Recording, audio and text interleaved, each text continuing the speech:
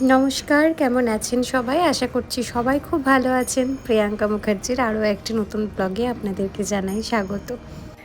আজকে যাচ্ছি বাড়ি, তাও আবার আমার বাবার সাথে। বাবা এসেছে কিছুদিন হলো, তো বাবার সঙ্গে একবার চললাম নিজের বাড়ি। আমাদের বাড়ি যেতেই রাস্তাটায় এত স্মৃতি জড়িয়ে আছে, তাই একবারটি ক্যামেরাবন্দি করে নিলাম। পৌঁছে গেছি বাড়ি। আর বাড়ি ফিরেই সবথেকে বেশি যে এক্সাইটেড হয় সে হচ্ছে আমার শিরো। আর ওকে তো আপনারা অনেকেই জানেন।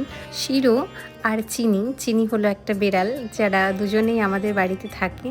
আমাদের বাড়ির দুজন সদস্য, যারা আমি এলে এত বেশি এক্সাইটেড হয়ে যায় যে কি বলবো, ওদেরকে দেখে এত মনটা খুশি হয়ে যায়। চলুন দেখি এবার মা কী করছে। মা তো এখানে তরকারি কাটাকাটি করছে, মেয়ে এসছে বলে। আর আমি নিয়ে এসেছি বাবার জন্য একটা কেক বানিয়ে নিয়ে এসেছি। আর নিয়ে এসেছি আমার হাতে বানানো সন্দেশ, যেই ভাপা সন্দেশটা আমি একবার আপনাদেরকে দেখিয়েছিলাম, সেই সন্দেশটা। আর আজকে এসেই জানতে পারলাম যে বাবার জন্মদিনের তিথিটা নাকি আজকেই পড়ছে, তো আজকেই নাকি মা পায়েস বানিয়েছে। দেখলাম সোনাই সোহাগা হয়ে গেল। আমি যখন কেক নিয়ে এলাম, মিষ্টি নিয়ে এলাম, তাহলে ভালোই, আজকেই জন্মদিনটা পালন করা যাক। আর জন্মদিন পালন করার আগেই বাবা মিষ্টিটা একবার খেয়ে দেখে নিল। বাবা প্রথমে বুঝতেই পারিনি যে এটা আমি বানিয়েছিলাম। বাবা ভেবেছে দোকান থেকে কিনে নিয়ে এসেছি। মিষ্টিটা সত্যিই খুব ভালো হয়েছিল।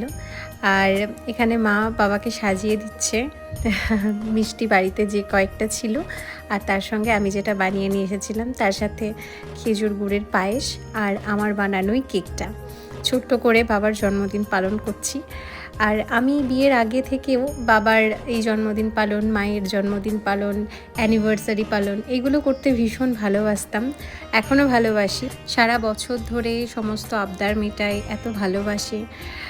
তাদের জন্যেও কিছু করতে পারলে নিজেদেরও ভালো লাগে, এটাই আর কি, আর কিছুই নয়। এখানে কেক কাটাও হয়ে গেছে, আর কেকটা খেয়েও দেখে নিলাম কেমন হয়েছে। কেকটা বানিয়েছিলাম সাঁইথিয়াতে, কিন্তু কেকটা কেউ খায়নি ওখানে। মানে যেহেতু বাবাদের জন্য নিয়ে আসবো ঠিক করেছিলাম, তাই রাজদীপ বলেছিল, না আমি একটুও খাবো না, বাবাদের জন্য নিয়ে যাচ্ছ, তাদের জন্যে নিয়ে যাও, ওখানে গিয়ে কাটবে। তাই আমিও আর টেস্ট করে দেখিনি। খেয়ে দেখলাম বেশ ভালোই হয়েছে। চলুন, কেক কাটাকাটি সব শেষ হয়ে গেল। এবার মায়ের বাগানটি একবারটি আপনাদেরকে ঘুরিয়ে দেখাই। এখানে এসে বাগান দেখাবো না সেটা হতে পারে না। দেখুন তো, এই রক্তগাঁদার গাছটা কি সুন্দর হয়েছে। আর এটা একটা ঝুড়ির মধ্যে আছে, জানেন? যে টিনটা দেখতে পাচ্ছেন, ওই টিনটার মধ্যে নেই, কিন্তু একটা ঝুড়ির মধ্যেই গাছটা হয়েছে। এত ফুল এসেছে কি বলবো।